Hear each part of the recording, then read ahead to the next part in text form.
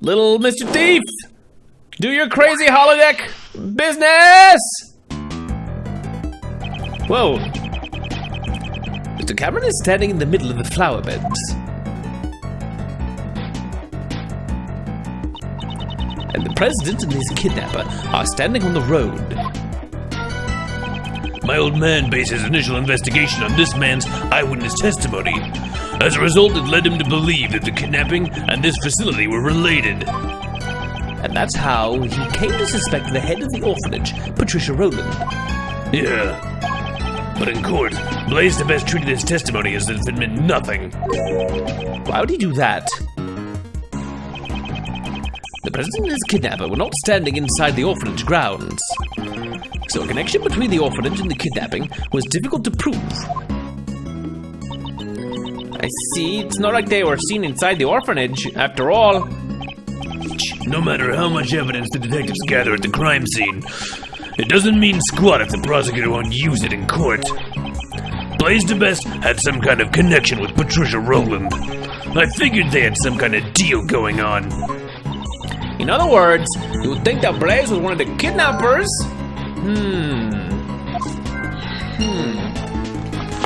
Yeah, I messed up and did Lang in Edward's voice. Whoops. However, your father was convinced that Patricia Rowland was the culprit. Your father was a highly capable investigator, I presume. Might he have had some other basis for his conclusion besides his eyewitness testimony? Yeah, I figure he did, but I have no idea what it was. My old man never really talked much about this case. Agent Lang's father, Dai Long Lang, President Huang's most trusted confidant. The truth he discovered was suppressed by Blaise the Best. First, we must find that hidden truth. Moment of incident. Interesting that that's flashing up there. That doesn't usually do that. I guess they're just showing that we have time paused right now. I won't rest until I've inspected every suspicious-looking nook and cranny. Alright, I immediately want to know about this button eye. About this snowman. When we recreated the scene where Mr. Cameron was killed, it had already melted. Its scarf was all soggy and one of its button eyes was missing. Indeed, at this stage, it appears that most of its original form was still intact. Although, there's one spot that looks unnaturally lacking. Poor thing, I bet some naughty kid must have plucked it off. Although, from a thief's perspective, that kid does have some promise. Was it plucked off by one of the children at the orphanage? No, perhaps it was taken by an entirely different person altogether. And we're gonna deduce, and we're gonna show off the button that we know that we have. I don't know why this is relevant, but other than the fact that he had to have been potentially closer than he's currently being depicted. The snowman. Wouldn't you say it's missing something? Oh, its right eye is missing. Precisely. And what's more, that missing eye happens to be in our possession. The button that Mr. Cameron was holding on to.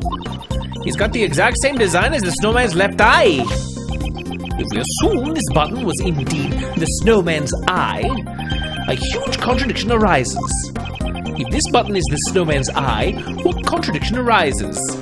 The location of the victim. The victim was holding on to the button. Furthermore, this button was stained with blood. In other words, he grabbed the button after he was attacked. For example, if we were to picture it in this way, after being struck in the back of the head, Mr. Cameron lost his balance. As he was falling, he reached out his hand toward the nearby snowman. However, he could not support his weight, and he collapsed while still grasping the button. Huh?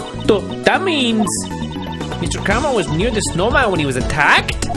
Indeed. At the very least, he must have been within arm's reach. However, it's quite clear that he would not have been able to reach it from his current position. But Mr. Cameron's footprints only lead toward the flower bed. Can we be certain that those footprints really are Mr. Cameron's? It seems we need to investigate them one more time. Understood. I'll recreate the time the body was discovered scene one more time. So we're already flipping back. But this seems like the most important detail, so I wanted to get this out of the way. These footprints should match up with Mr. Cameron's shoes, right? Let's inspect them again. These footprints, are they really Mr. Cameron's? They're from size 11 shoes, and these huge footprints match up with Mr. Cameron's shoes. No matter how you look at it, they're moving steadily towards the center of the flower beds. When Mr. Cameron was attacked, he grabbed the button from the snowman. Even the great thief's peak human conditioning, your arm just can't stretch that far. Let alone an ordinary civilian. It'll be completely impossible. The footprints come from the shoes worn by the victim, just as the case files say. However, does that mean Mr. Cameron was the owner of these shoes? We should re-examine Mr. Cameron's shoes. Did someone put fake shoes on his feet? I won't rest until I've inspected every suspicious-looking nook and cranny. Actually, the shoes he's wearing here look a little small. These shoes should match the footprints. However, these shoes, it seems like they were not the ones originally worn by the victim. What do you mean?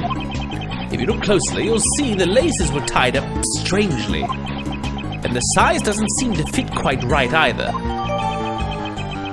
Huh. That would mean these huge footprints leading up to the victim's feet were most likely made by someone other than the victim. So the footprints leading to and from the victim's head must be Mr. Cameron's. No, not necessarily. They seem a little too small to be the victim's footprints. So none of the footprints are his? Then which way did Mr. Cameron walk from? It's quite simple. The victim did not walk here on his own accord, but rather, he was carried here after he was murdered by the culprit. The question now becomes, where was he killed and carried from?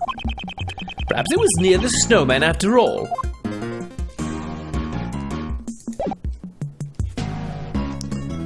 Okay. Do we have any logics or deductions or anything? Okay. What did Blaze dig up?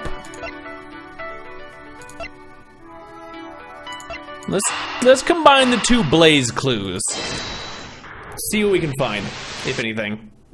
Yes, something. If we suppose that Blaze was one of the kidnappers, it becomes more likely that what he dug up yesterday is connected to the abduction.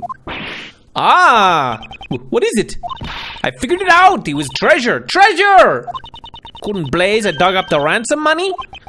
The $100 million ransom? Buried in the ground until the heat had died down. That's a good guess? Treasure was a good guess? It's certainly possible. I know, right? Huh. That seemed like a joke answer, but that was actually a good answer that you had.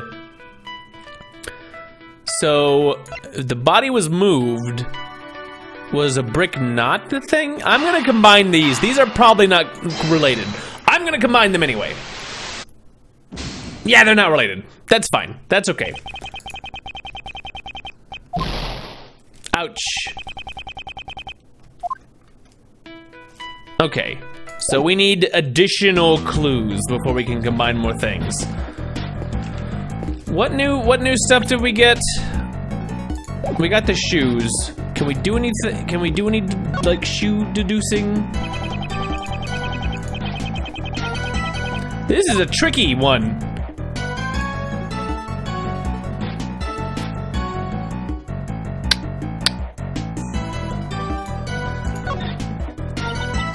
Ugh, the blood is so vivid. According to the autopsy report, it seems the immediate cause of death was blood loss from the blow to the head. Indeed, not only did it spill out from the wound, but it spattered around the surrounding area. No one could have survived after losing this much blood. I guess it's safe to say that the autopsy report matches the state of affairs. Makes me think the brick's not the murder weapon. But I don't think there's any distinctive way of proving that currently. And we shows things to Lang. Maybe.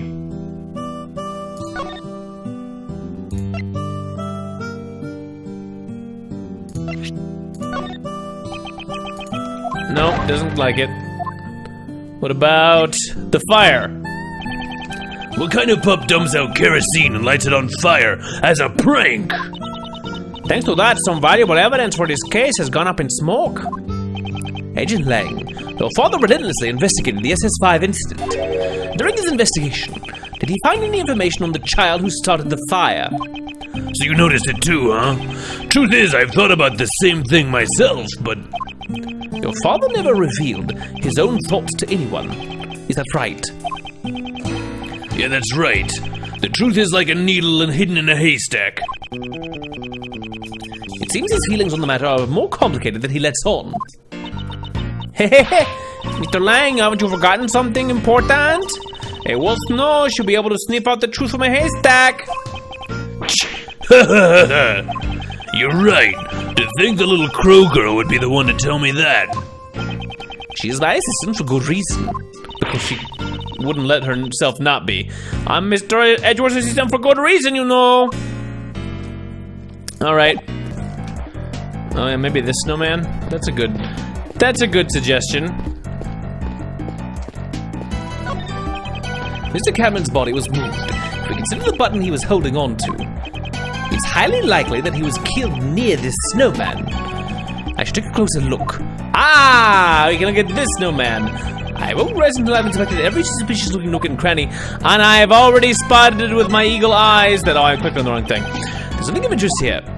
That there is a missing a missing brick that we can now see. Huh? There's a brick missing here. The rest are all in order. It is strange that only this one is missing. We just had to find the right snowman. Murder weapon, brick. Missing brick. Brick is murder weapon, but it came from over here, not the flower beds. Perhaps the missing brick was the one used as the murder weapon. Haha. Ah, yeah, it seems to be just the right size to fit in that gap perfectly. Alright, body was moved away from the snowman. These make sense to me, I think. Yes! That's so frustrating that was a thing in the middle, but we're progressing. As I thought, it seems the murder actually occurred near the snowman. But the button Mr. Cameron was holding and the murder weapon came from there. Indeed. Also, if we assume the killer picked up the brick near the snowman and then tried to sneak up behind Mr. Cameron. Or Mr. Cameron totally would have seen the person picking up the brick. Exactly. Okay, please update the recreation. Mr. Cameron was not in the middle of the flower beds, but near the snowman. Okay, I'm on it.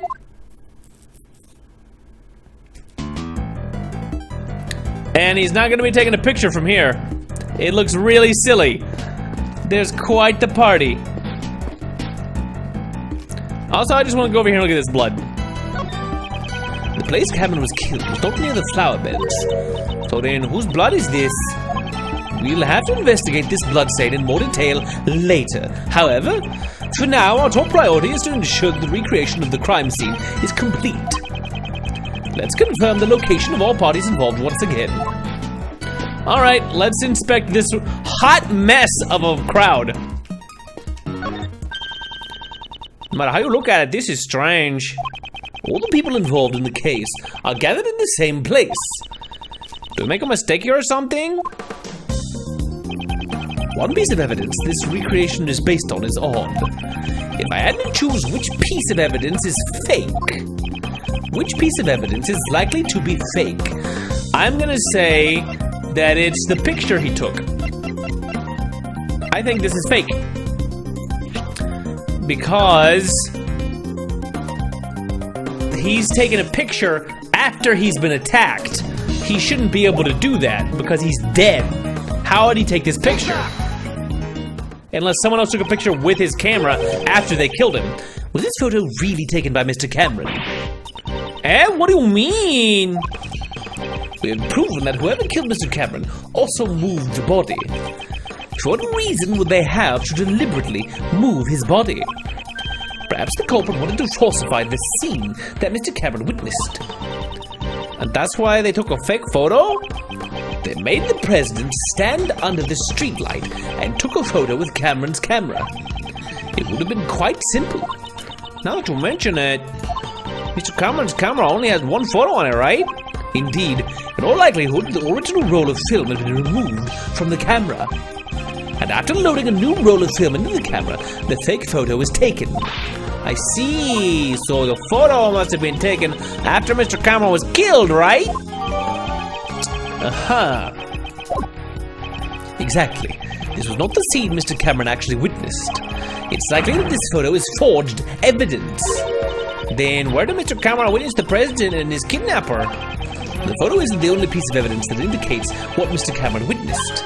Ah, the testimony he left on the answering machine. Precisely. We should listen to the recording one more time and confirm what was said. Where else could the president and his kidnapper have been? I think they were inside. They were either right here, where these footprints are, because those shoe prints maybe belong to the president, or they were inside the building. I'm gonna say right here where the blood is. Take that! They were over there? So what's the basis for that claim? I'm gonna reread the thing, because that's clearly wrong. Let's relook at the evidence while we have access to it. So much. On his testimony, I'm in front of the facility now, but something's not right. President Wang is here of all places. It was more crap, the light just went off. I can barely see a thing now. Okay. Do I really need to as a basis for my claims? In other words, you don't know, do you? No. So it wasn't there. Just try to remember what Mr. Cameron said in his eyewitness testimony. Didn't he say something about the situation at the scene? Indeed, Mr. Cameron's testimony should provide a major clue.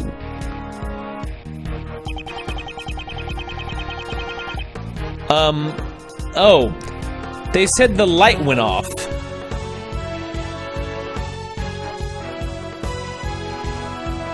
This light also went off. Oh man, I don't know what the lights mean. There's 4 lights, 2 of them are off, 2 of them are on. I'm gonna click on just the building. They said in front of the building, and then the light went off, and now I can't see them. Take that! I'm gonna say the front of the building. Crap! Oh, we're losing so many points. Maybe the window. Take that! Oh, jeez. Do I really need a basis for my claims? Okay. What did Mr. Cameron say in his testimony that tells us where the president was? I'm in front of the facility now, but something's not right. President Wang is here all place. What's more, crap, the light just went off. I can barely see a thing now. Is it under this light, just right here? Or under the one that's off, where the fire is? Take that!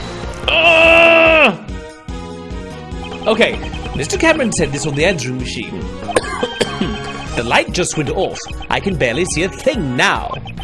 There are only 2 places here where the lights are broken. The light by the orphanage. Okay, could you please update the recreation? Roger! So it actually looked like this.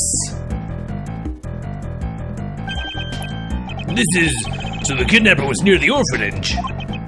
Indeed, with this, we've shown the connection between the orphanage and the kidnapping.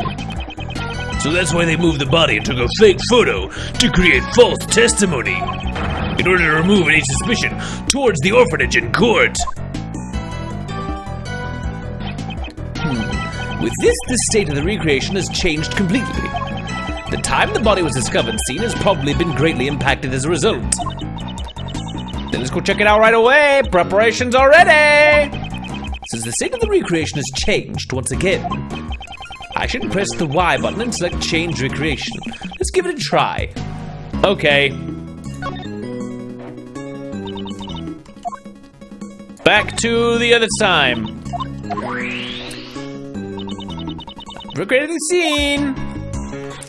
There's gonna be a lot of editing to make this feel nice and cohesive when everybody watches it on YouTube. Thanks for sticking with us, everybody, especially if any of you little potatoes are still hanging out in the chat. I appreciate you guys.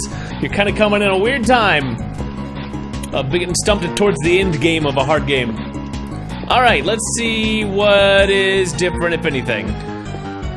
There's still, well, he's out here. Let's check, first things first, dead body. Originally, Mr. Cameron's body was here. In order to be consistent with the fake photo, he was moved to the center of the flower beds. Then the footprints going back and forth from the body, could they be? Indeed, there's only one possibility at the moment. These footprints were probably left when the body was moved to the flower beds.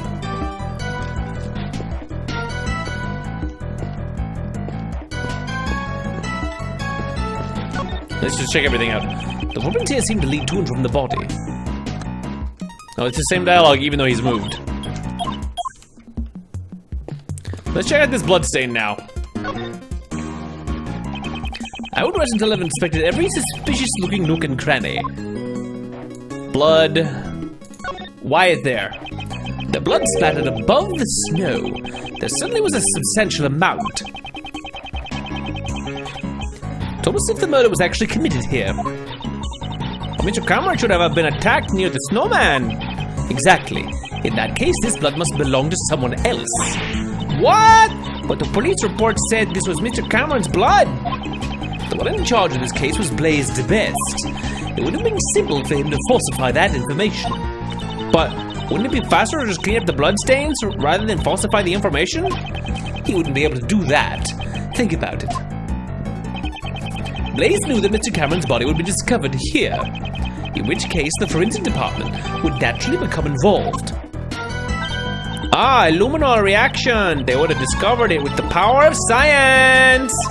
Precisely. It would have been difficult to completely erase all traces of the blood. However, falsifying the results of a blood test would be much easier in comparison. You just have to switch the results from the forensic reports. Oh, what a bummer.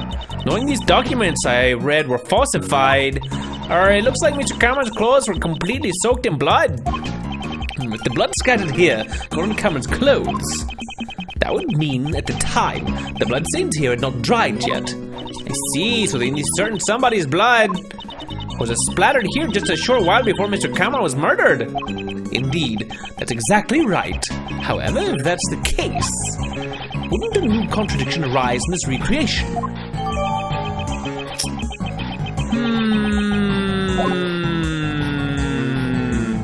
What's the new contradiction? Okay. I don't think we deduce the bloodstain with itself, because that would be weird. Because that's just the new information that we got. A bloodstain is consistent with itself. Just a short while before he was murdered. That's exactly right. Now, if that's the case, what new contradiction lies in this? Can we look at this here? It seems to be the only area without any snow. It must have been melted by the fire caused by the child at the orphanage. Disasters just kept coming for this orphanage. After the fire, multiple murders occurred. After the fire, if the snow had melted, wouldn't that mean the blood does look weird?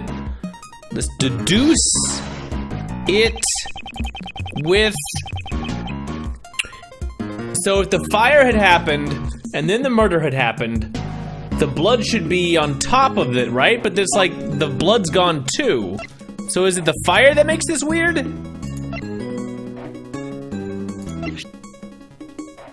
Prior to the incident, a child's prank caused a fire, but the blood happened, then the fire, then the murder.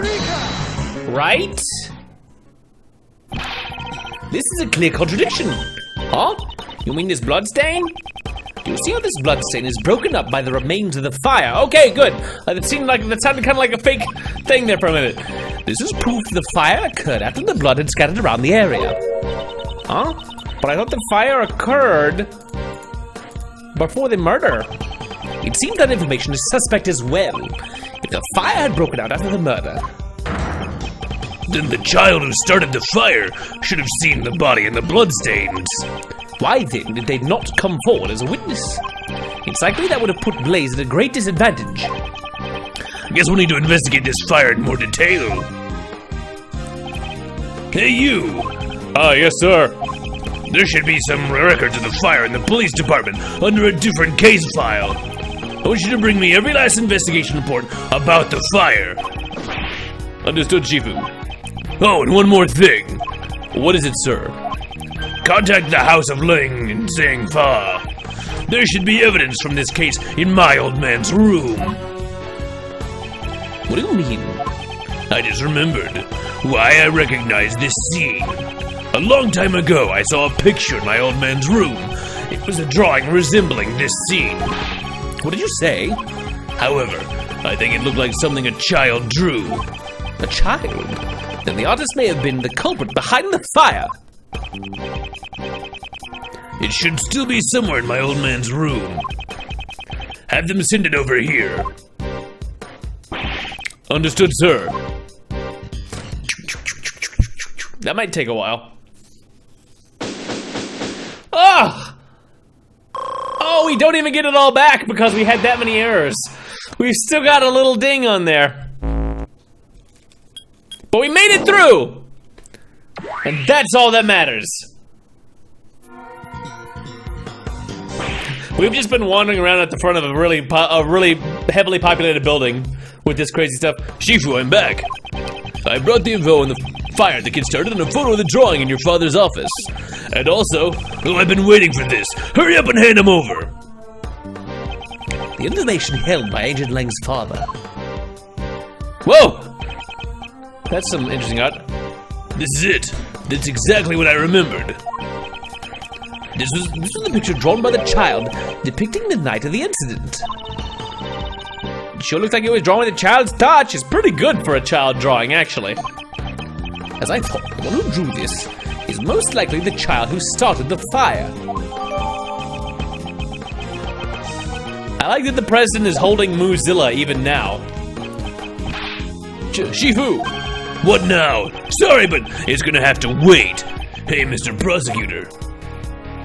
Why do you think my old man had this? Perhaps he had taken it during the course of his investigation into the incident. Although I don't know why he would have concealed it. Agent Lang, might I be able to see the details of the fire? Yeah, sure. Allow me to read it post-haste. The boy who started the fire snuck out of bed on the night of the incident. It seems this boy went missing several days later. What? Don't tell me that he witnessed something he shouldn't have.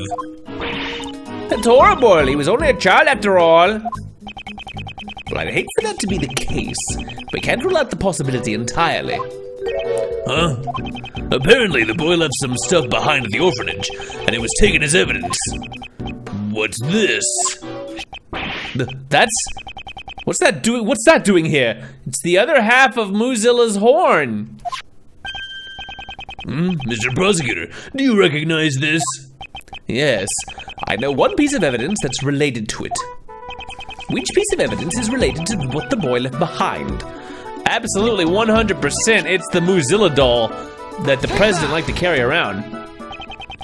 I don't know what it's doing here, but isn't that the missing horn from this Moozilla doll? No way! You mean this came off the president's? You know of it? Yeah, I've noticed the president kept it close by as a decoration. I always thought it was strange how one of the horns was missing. If you twist the horn, this doll will play back any previously recorded audio. So we put our missing horn back in its place. We might be able to hear a different recording. Indeed, it's possible the doll is currently on the 51st floor of the Grand Tower. Hey you heard that right? Yes sir, I'll be right back. Bing boom. Shifu, I've got it. The Mighty Moozilla doll. Well done, give it to the prosecutor over there. If we insert the horn found at the orphanage into the doll, it's a perfect fit! Well, can you hear anything? Mr. Huang, it's Amy. It's been a while. I saw the news that you were coming to this country. I was really nervous about doing this, but I decided to send you a message. Overruled! Please, stop the playback! Judge Courtney? What's wrong? Stop it now! Stop it! It's a boy, your son. He's just been born. A 12-year-old boy now? I'm sorry. That's all I wanted to tell you. John, are you the president's son? His name is John. John Marsh. It's a fine name for him, don't you think? Ah! You adopted him from the orphanage! Marsh? Did she say John? I'll be waiting in the courtyard at the orphanage at midnight on February 9th. Even if it's just once, I want John to be able to meet you. I'm sorry if I'm being selfish, but I'll be waiting.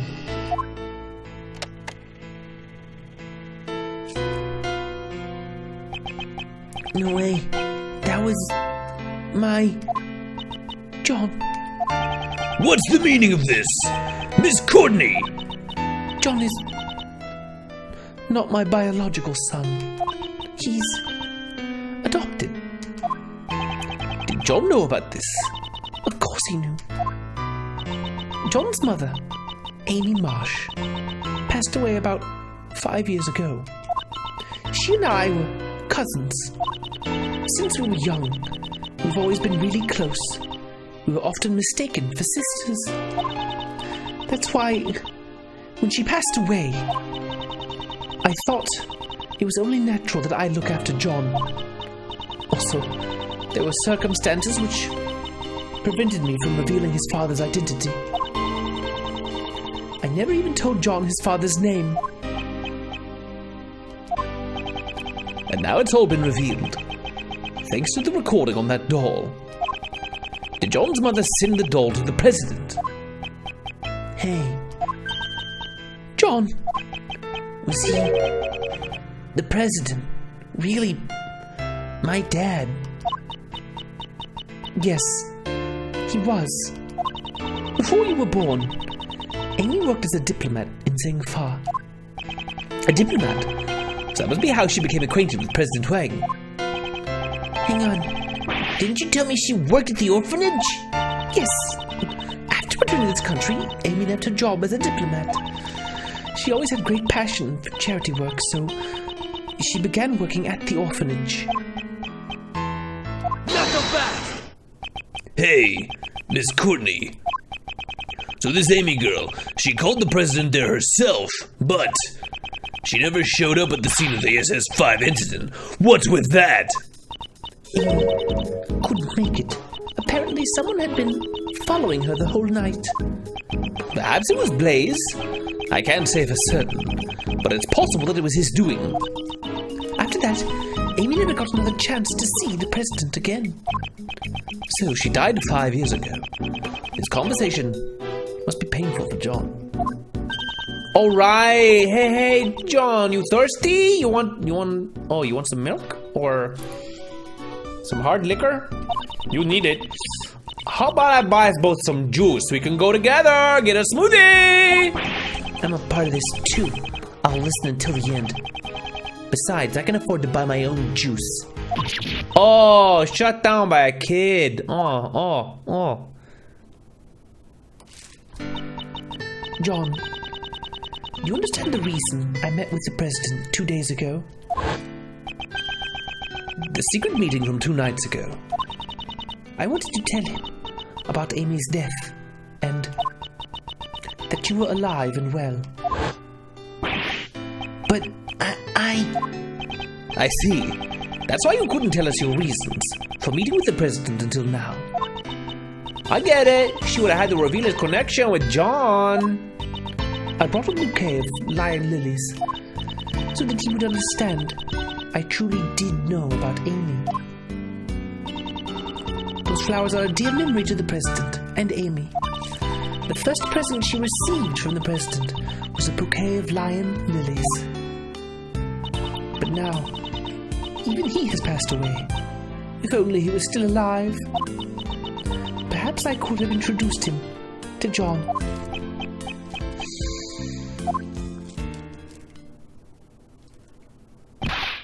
Shifu! I'm sorry to interrupt this atmosphere, but there's something I need to say. Oh, what is it now? Can't this wait? Well, actually, there's one last item that's been delivered here from Zhang Fa. I have here the President's will. What? The President's will? My old man received a great number of special medals from the President himself. As a token of his trust, the President left his will on the protection of the Lion Clan. Those medals and that will, they were the pride of our clan, our family treasures, so to speak.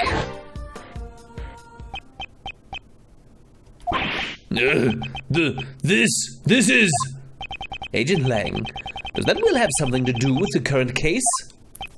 You bet it does. It says here, I hereby acknowledge John Marsh as my own son. What? John's name is in the President's will? Are you certain that will was written by the President? Yeah, he entrusted it to the Lang clan even before the SS5 incident took place. They'll have to appraise it back home, but by the name of the Lang clan, this is the real deal. Yuzhen Wang was the president of an entire nation. The existence of his son would have caused considerable controversy. However, he left behind a will just in case. This makes it doubly sure. I still can't believe it myself, but there's no room for doubt. John Marsh, you are the son of Dijun Wang, president of Zhang Fa. Does that make you the president? That's not how presidencies work. It's not like a king, but... John!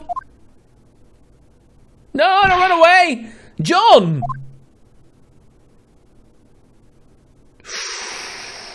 And with that, John Marsh runs away. That's probably fine. Every time a kid runs away from a scene, nothing bad happens to them. Wow. Find out what happens next time when we probably conclude the entire case. Find the mastermind, and hopefully John is fine. Like, comment, subscribe if you haven't by now, and see you guys next time. Bye for now.